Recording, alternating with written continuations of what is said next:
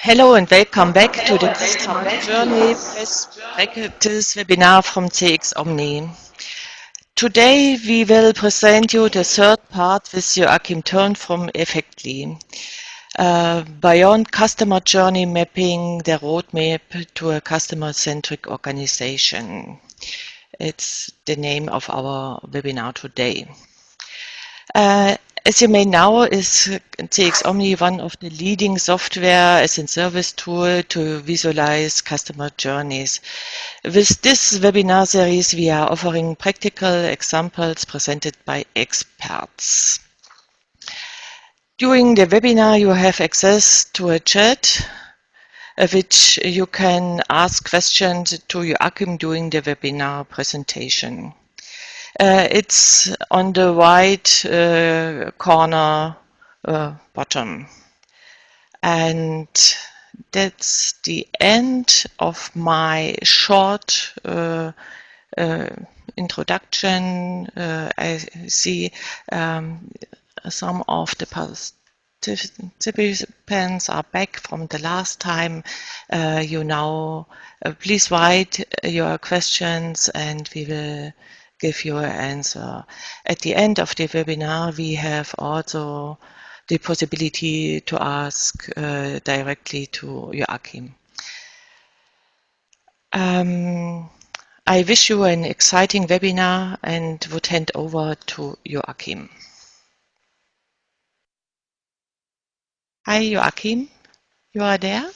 Hi, Marlies. I'm here. Yes. Thank you very much, and thank you for the introduction. And hey, everyone, and I will say hello to you also. This is the third webinar in this series, and also the last one, but not the last one forever. But of course, we are going to meet Randa again here. So I will start webinar today. But first of all, please use the chat box and say hello and your name and also where you are from, so I can see where you all are from in this region. So start using your chat box and enter your name and where you're located, and then we start.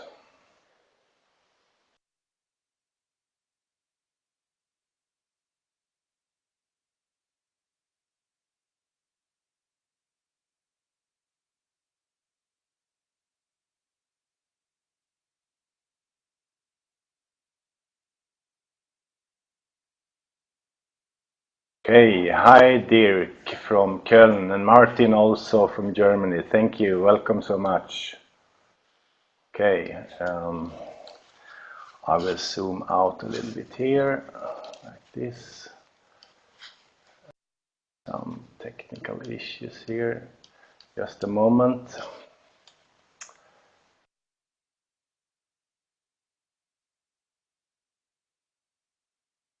Mollis, I can't start the screen sharing. Could you start the screen sharing for me?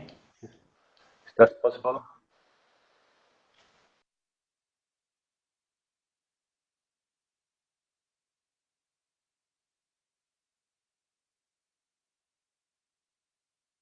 Okay, okay, sorry. And then we do like this. Sorry.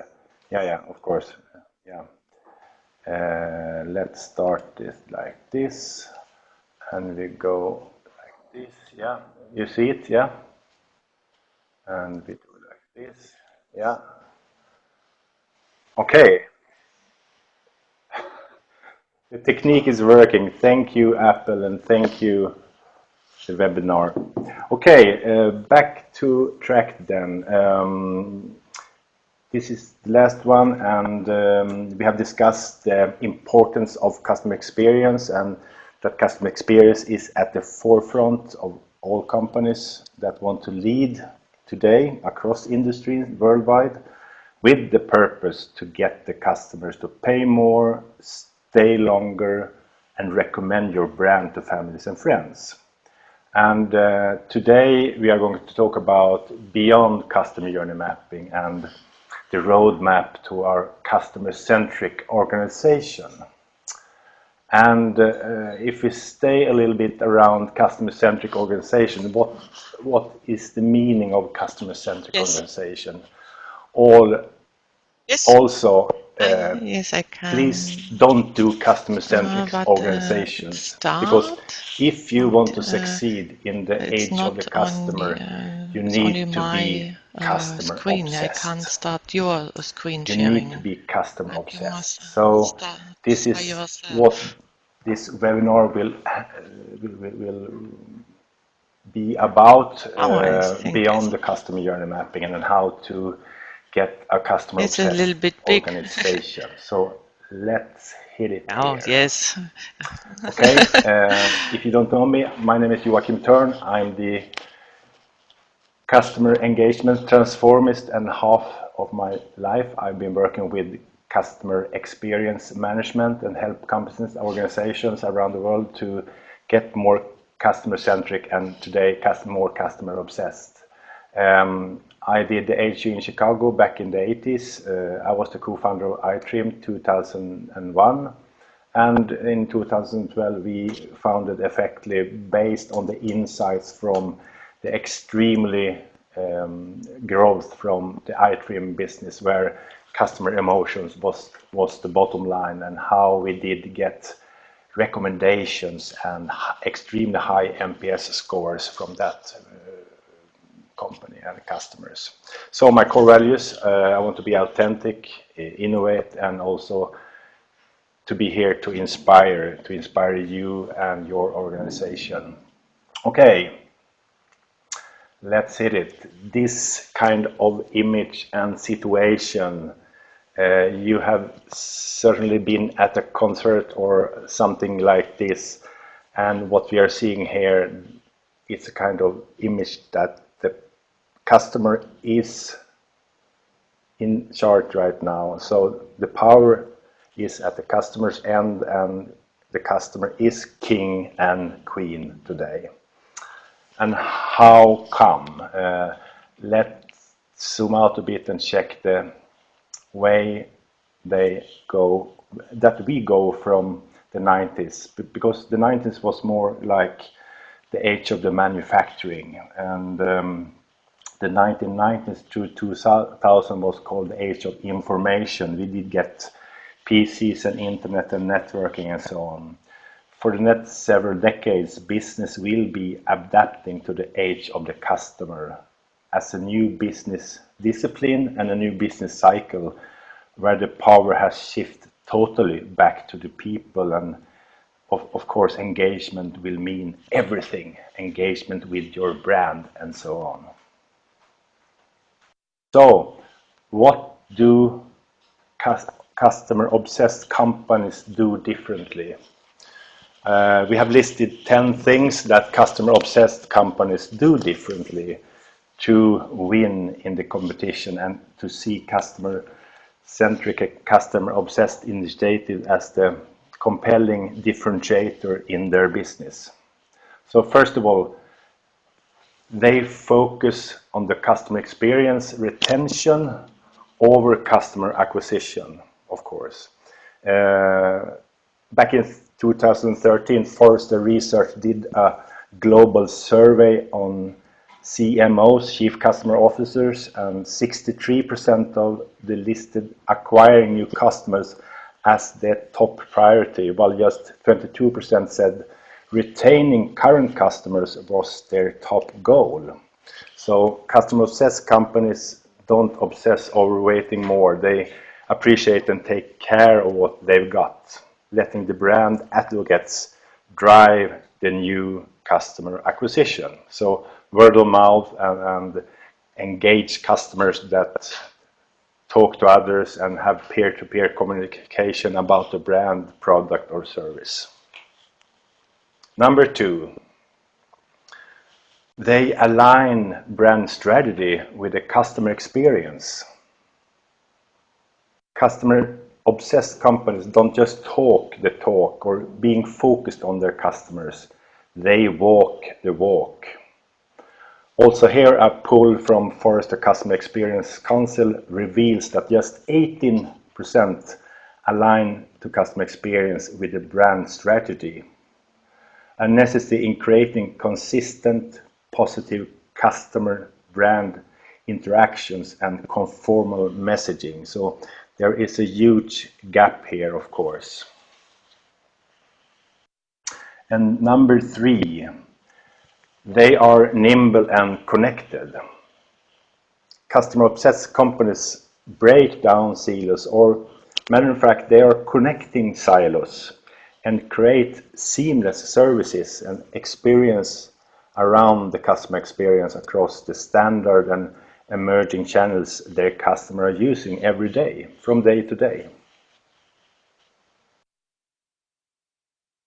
And number 4, they use multiple sources of customer data to respond in customer-friendly ways and predict the next action.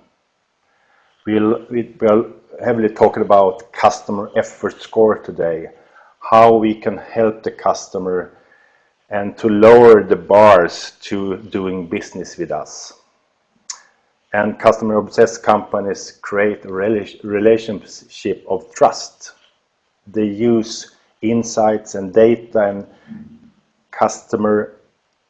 voice of the customer to get to know and show that they know each customers, to be relevant, to be personal, and they also go beyond this to predict and suggest the best next action and purchase for the customer.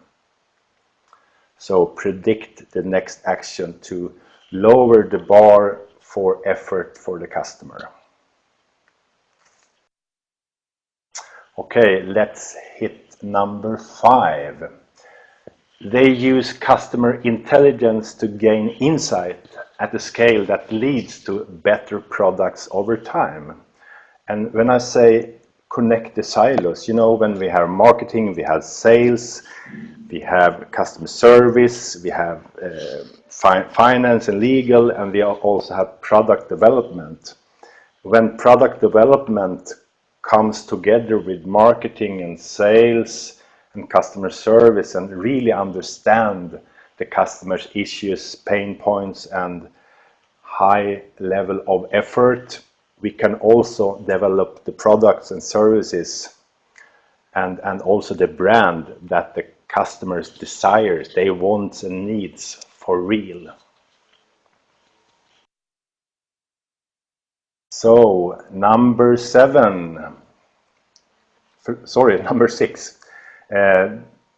They don't just talk about the customer experience. They really invest in it. I take it again. They don't just talk about customer experience. They heavily invest in it. Also notes from David Copperstein in the Forrester report, competitive strategy in the age of a customer. Quote, a customer-obsessed enterprise focuses its strategy, its energy, and its budget on processes that enhance knowledge of the engagement with customers and prioritize these over maintaining traditional competitive barriers. So it's pretty much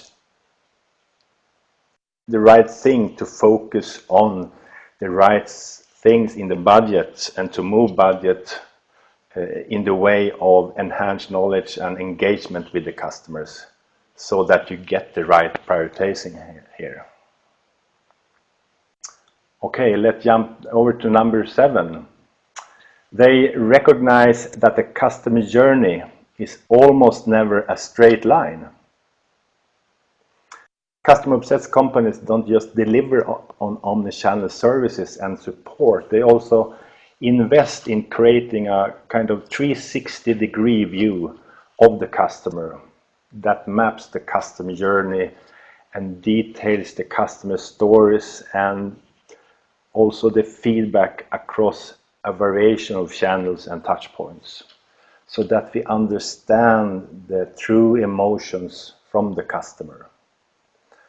Then they use this, of course, in real-time services spread all over the company's different roles. So if I am an executive, a VP, or a store manager, a region manager, an employee and rep, customer service manager, I have real-time access to the customer feedback, to the customer stories, so that I can use my empathy and show exactly what the customer's needs and wants and desires are, and also what we are doing right and what we are doing wrong.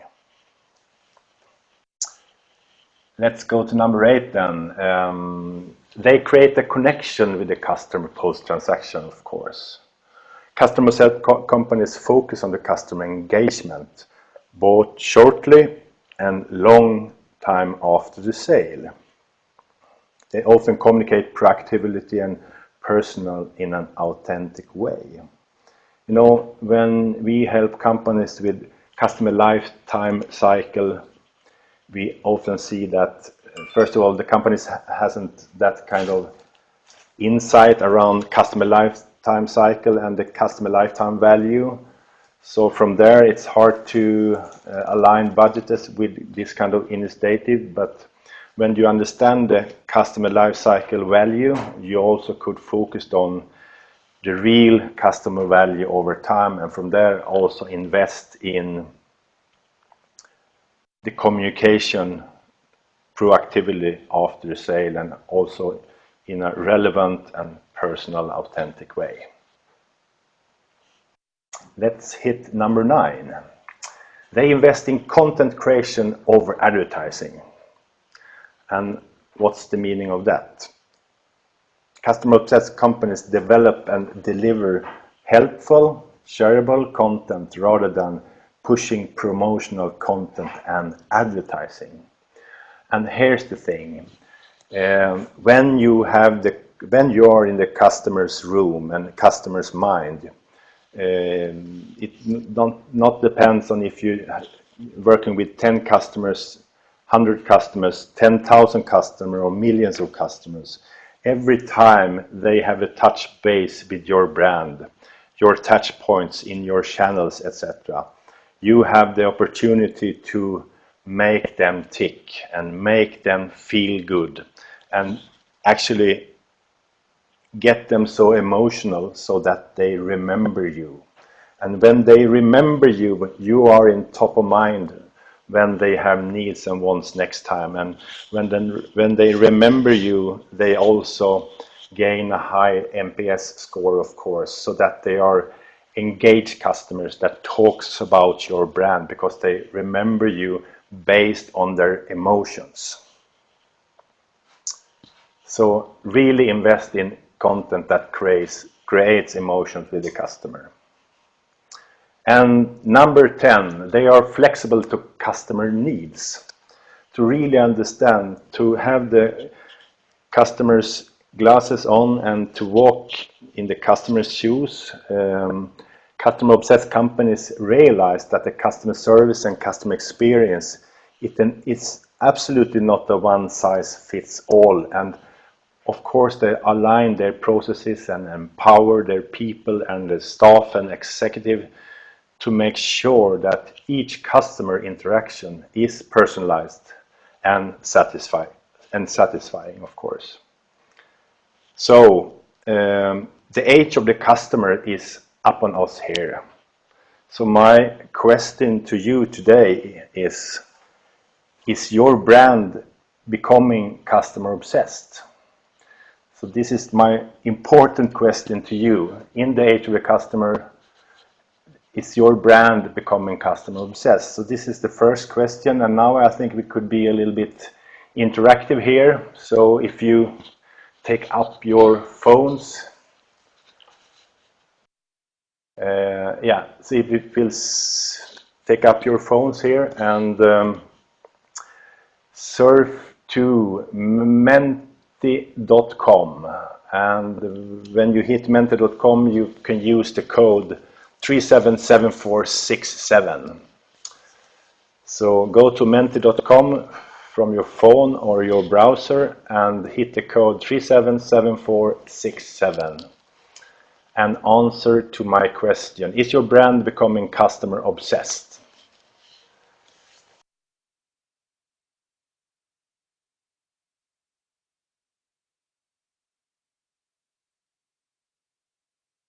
Yes, we are in the planning stage for the transformation. Thank you.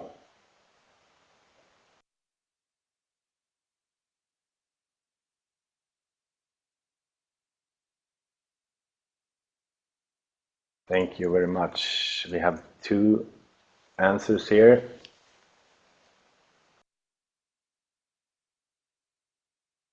We have 3 answers. We are in the planning process. And we have 1 nope, but there is some corridor talk about it. So this is pretty much an insight where we are right now. Forest Research and also Temkin Group is seeing the exact same picture here. Today there are just 3.5% of the companies that are customer obsessed and have everything in place, have the framework to become a customer obsessed company, and what we need there. So thank you for your inputs, and we go back to the presentation then. So what is the solution then? Is there a single shot solution or not? Based on 15 years of research, based on the insights from over 1 million customer stories, and based on Forrester's and Temkin Group's research, we have set up a kind of framework for how to follow a customer experience framework of 7 disciplines. And I'm going to dig into those disciplines a little bit more right now, and to talk about each discipline. So what's the vision here and what's the goal? Of course, we want to have more engaged employees and customers.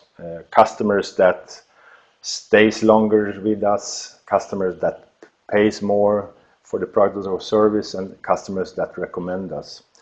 And actually, you can put it the exactly same way with employees. We want employees that are more engaged, that stays longer with us, and also recommend the company to family and friends. That's a really good thing to know when we are talking about customer experience. Exactly the same. And frankly, it's of course customer experience start with employee experience. Absolutely. So first of all, you need that top of the edge customer-centric culture, and that means that the company has the ability to coordinate various resources to create value, and involving all the hearts and minds in the organization of groups of employees, and the ability to align all those employees' behavior with a customer-centric culture. And this is pretty much down to the core values, the vision and mission of the company. So you that attract the right people with the right behavior, the right attitudes, and that are based on the right values, and also values that are aligned with your company values. And the strategy here, there is a customer experience approach embedded in all the company's other strategies, where decisions and actions always put the customer at the center of everything you do. Every decision you take, you putting the customer in the middle. And also that are in line with the company's brand, its attributes, and also the brand promise here. You know, you could have a brand promise, a product promise, or a service promise. It's super important to align that strategy with all other strategies here. And the third thing, the company has the ability to act on customer insights. Here we're talking about real-time customer insights from various format streams, and also the employee dialogue. So we can act on the employee dialogue, because normally we do employee surveys once a year. Hey man, if you did status updates on Facebook once a year, the Facebook hasn't been found. So of course we need to have a continuous dialogue with our employees. Short dialogues, 3-4 questions every week or something, to sum it up every month, exactly as we do with the customer insight and the voice of the customer, so that we compare and we can correlate how our employees feeling and together with what's the emotions of our customers today. And when we have the insight and employee dialogues in real time, we also can create a basis for action and continuous improvements from the whole company, and also take data-driven decisions. So we also see that companies that are customer obsessed are aligned in the whole organization, and they are involving every manager, every executive, every employee at all levels, and like people first strategy here. The fourth discipline, journey maps and improvement, and we have talked a lot about the journey maps, of course, the first two webinars here. And when we are focusing on working with journey maps as a process, not a project, as a continuous process, the company has a proven and consistently living map of the customer's journey, and they are stakeholders that get together every month or every quarter to discuss every new journey from the customer's perspective, and also from the customer lifetime cycle, and also that the journey maps providing the guidance and data-driven decisions in the organization, and also how you create a prioritization map to really get together with the customer and do things that create value for the customer. So that was the fourth discipline, journey maps and improvements. The fifth discipline then, KPIs and metrics. They are all over the place. We meet companies that have 30, 40, 50, 60 KPIs on every manager, and there is a mess out there. Of course, there has to be a balance between transactional metrics and emotional metrics. So the balance between those, and also the understanding and correlation between transactional KPIs and emotional KPIs. And when this is imbalanced, the company has the mix of economic and transactional KPIs together with the emotional indicators, which measure customer experience and also perceived customer value, of course. And also the recommendation factor, NPS, throughout the whole organization. Frankly, the NPS score is today one of the important evaluation metrics when there is acquisition of the company, especially large companies with large customer bases. They really go deep and to understand the NPS and engagement score for that customer base. Okay, let's go to discipline number 6. We are talking about the organizational adoption and accountability here, and in detail, that means that the company's employees have the ability to communicate the importance of customer experience, and also that managers, executives, employees walk the walk. The thing we are saying and the things we are doing, it's highly correlating and the same thing. And we also know that the strategy and we have a kind of recommended initiatives based on the customer experience, and we can also lead cross-functional dialogues. We are getting out from the silos, and we do a kind of handshake and working shoulder to shoulder with other managers from other silos, with really one thing in our mind here, and it's the customer emotions and the customer engagement, and really do good things together from cross-functional teams and organizations. Okay, let's go down to number 7 then, and then we are in a customer experience ecosystem. We also need to take the holistic approach for real, where company executives and leaders have the ability to see the big picture and to also see the value and customer experience initiative to be a kind of glue between all departments and business areas to really achieve increased and perceived customer value. So every time we take new decisions, in matter of fact, on every level in the company, we see the big picture and ask ourselves, do this decision brings more value to the table for the customer, number one. Number two, do this decision makes the customer more engaged with our company? Do this decision creates higher NPS score, the willingness to recommend our company?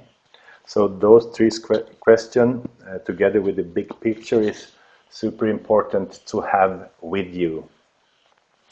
And this is the framework of 7 disciplines that you have to deliver on and to be really focused on to reach those 3.5% of the companies that are customer obsessed. And matter of fact, there are 83 or 83.7% of the companies today want to be leaders in their industry. So if we assume that 83% of you here today want to be the leader in the industry, you have to start to deliver on those 7 disciplines. Check on that one. Easy to say, harder to do, but you have to start somewhere. Okay, one of my last slides is about our known Daniel Kahneman, the economic Nobel Prize winner from 2002.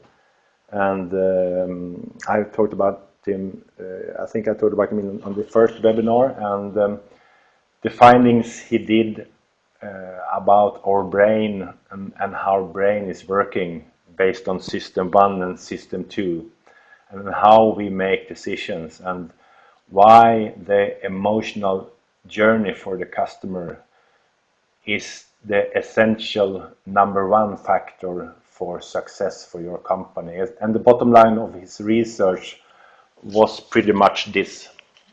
So what we remember about the pleasurable quality of our past experience is almost entirely determined by 2 things.